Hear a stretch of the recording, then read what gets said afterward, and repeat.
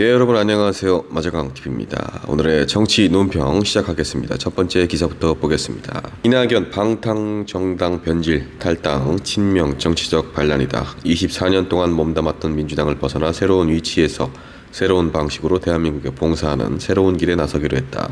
김대중 노무현 정신의 가치와 품격은 사라지고 폭력적이고 저급한 언동이 횡행하는 1인 정당, 방탄정당으로 변질했다 라면서 이낙연 전 대표가 민주당을 비판을 했죠. 또한 당내 비판자와 저의 지지자들은 수박으로 모멸받고 처단의 대상으로 공격받았다. 저는 그러한 잔인한 현실이 개선되기를 바랐지만 오히려 악화되었다.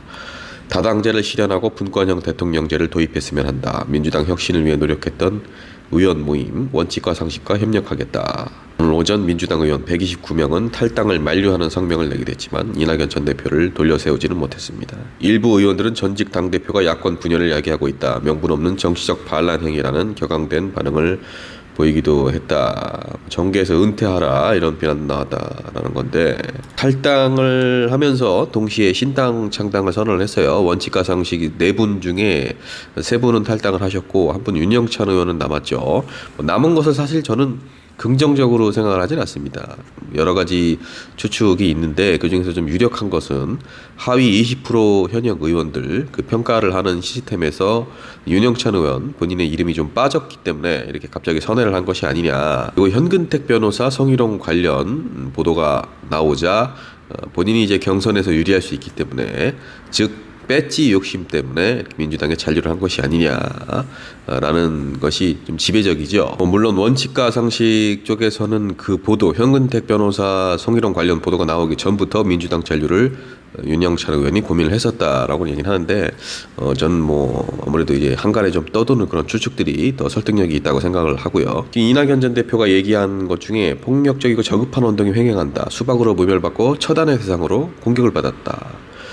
근데 여러분들 지금 이 영상 좀 널리 퍼뜨려 주시기 바랍니다. 이낙연 전 대표 지지자 쪽도 만만치 않게 심해요. 과격한 언행을 하는 강성 지지자들의 행태, 이것을 꼭 이재명 대표 지지자들만 이렇게 한다, 그게 아니거든요. 대통령 경선 종료 후에 우리 당원 게시판, 민주당 당원 게시판에 입에 담기도 힘든 말로 그런 멸칭들로 우리 당의 최종 후보가 된 이재명 대표를 공격을 하면서 이낙연 전 대표 쪽 지지자들이 얼마나 심하게 했습니까? 지금 SNS만 보더라도 이낙연 전 대표 쪽 지지자들이 이재명 대표를 공격을 하면서 찌시니 뭐니 하면서, 지금 이낙연 전 대표가 이런 얘기하는 거 너무 양심이 없는 거예요.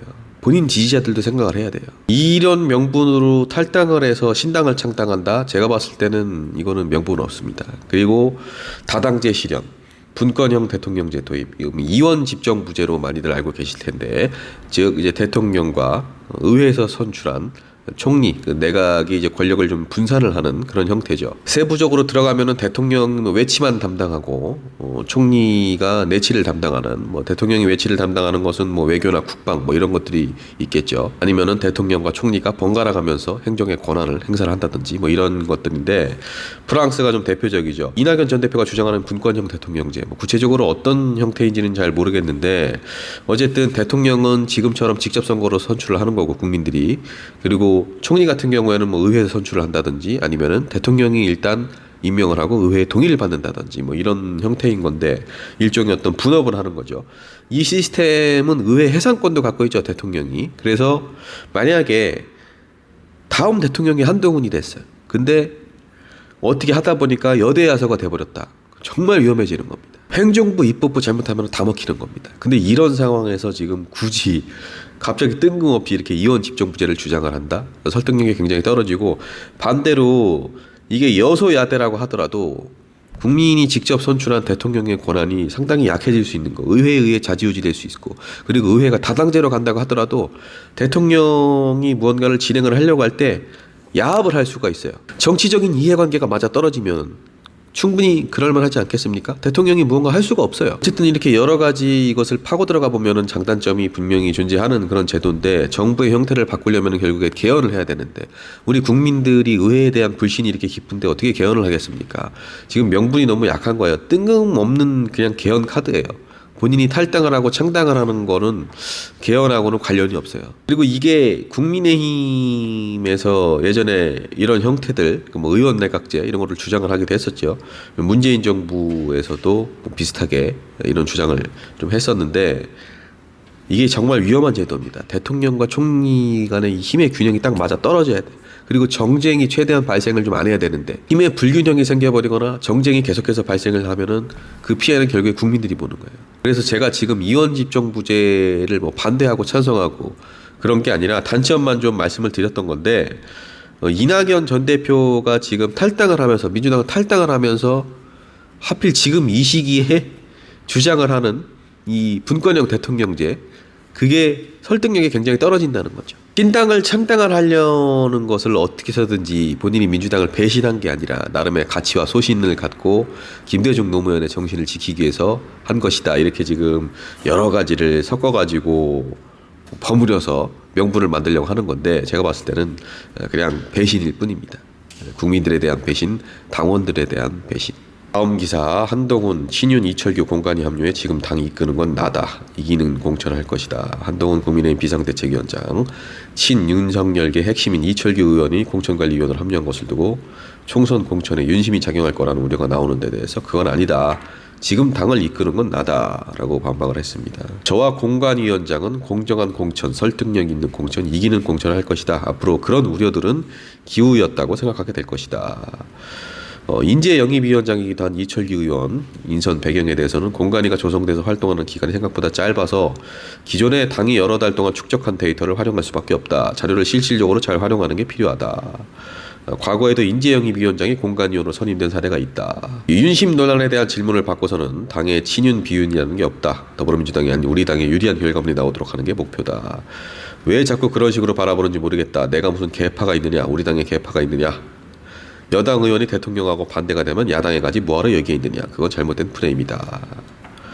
이철규 의원이 메신저 역할을 하겠지. 어떤 메신저냐. 윤석열 대통령의 복심을 전달하는 그런 메신저 역할을 하겠죠. 그리고 인재영입위원장까지 겸하고 있지 않습니까? 인재영입위원장이 공관위원이 된 사례가 있다. 이거는 한동훈 위원장이 직접 조사를 했겠습니까? 이철규 의원 심을 때 이런 얘기를 해줬겠죠. 나가서 이렇게 얘기하라고. 그대로 얘기를 하는 거예요 지금. 한동훈 위원장이 당을 내가 이끌고 있다, 이렇게 본인이 스스로 생각도 안 하겠지만 제가 보기에는 본인이 마음대로 할 수 있는 거 없습니다. 아직까지는 용산 뜻대로 움직이는 겁니다. 그리고 내가 무슨 계파가 있느냐, 우리 당에 계파가 있느냐, 당의 친윤 비윤이 어디 있느냐. 앞에서는 이렇게 얘기해놓고 뒤에서는 또 바로 여당 의원이 대통령하고 반대될 거면 뭐하러 여기 있어요. 이게 지금 무슨 소리예요. 우리 당의 친윤 비윤이 어디 있어. 근데 대통령하고 반대되면 여기 뭐하러 있어. 이게 뭐예요. 무슨 말이에요. 지금 본인이 무슨 말을 하는 건지도 모르는 것 같은데, 한동훈 위원장. 실권을 어찌저찌 해서 잡았는데 명분은 부족하고 이것을 어떻게 해서든지 정치적인 언어로 멋있게 뽐내고 싶은데 정치 경력은 없고, 그리고 본인 말처럼 한동훈이라는 사람이 정말 계파가 없는 사람이면 이 자리에 앉지도 못했어요. 친윤 비윤은 없을 수 있어요. 왜냐, 이미 비윤은 다 정리가 되지 않았습니까? 비윤인 걸 내세웠다가는 어떻게 될지 뻔히 아는데 누가 앞에 나서서 비윤을 자처하겠습니까? 비윤이었던 사람들은 이미 다 나가거나 당에서 겉돌거나, 그도 아니면은 레임덕 언제 오나 기다리고 있는 게 답니다. 그게 국민의힘의 현실입니다. 다음 기사, 현근택 피해자 측이 불출마 요구 불응하자 바로 성희롱 보도.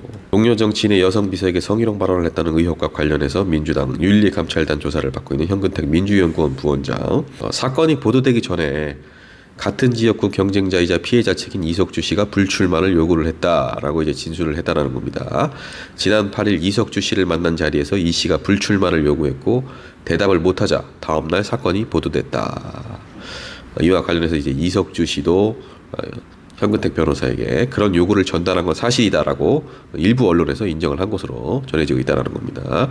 같은 지역구죠. 경기 성남시 중원구. 둘이서 이제 같이 출마를 할 예정인데, 현근택 변호사는 이제 사건 당시는 잘 기억이 나지 않는다. 사실관계를 인정하고 사과하라는 피해자 측의 요구는 받아들일 수 없다. 이렇게 전달을 하고 있는데, 이 뭐 발언들, 구체적인 발언들, 제가 언급을 안 하겠습니까? 술자리에서 경선의 상대가 될 수 있는, 경쟁을 하게 될 그런 또 다른 후보의 여성 비서에게 부적절한 발언을 했다, 뭐 이건데, 저는 성희롱에 대한 진위 여부는 좀 자치하고 이거를 정치적인 거래의 소재로 썼다는 거, 이것이 좀 굉장히 좀 부끄럽네요. 현근택 변호사가 출마를 안 하겠다고 하면은 성희롱 당한 거는 그냥 묻어주는 거고, 출마를 하겠다고 하는 거면은 이렇게 터뜨리겠다, 국회의원 자리를 놓고 누가 전화를 했는지는 모르겠어요. 현근택 변호사에게. 근데 경쟁 후보가 만약에 이런 요구를 전달을 했다라고 한다면은 우리 비서가 그러는데 당신 출마하면은 성희롱으로 고소할 거고 출마 안 하면 그냥 넘어가겠다 이겁니까? 즉 이 비서라는 분이 성희롱을 당한 사람이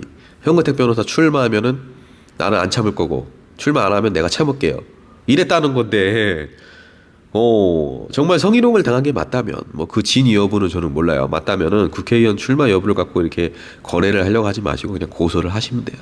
국민들이 보기에는 이게 성희롱을 당한 것을 갖고 정치적으로 활용하는 것으로 비춰질 수 있습니다. 그러니까 본인이 진짜 성희롱을 당했다고 한다면 고소를 바로 하면 되는 것이지 국회의원 자리는 국민이 주는 거잖아요. 어떤 뭐 언론에 터뜨리고 말고 하는 것을 이렇게 출마 여부를 갖고 결정할 일은 아니에요.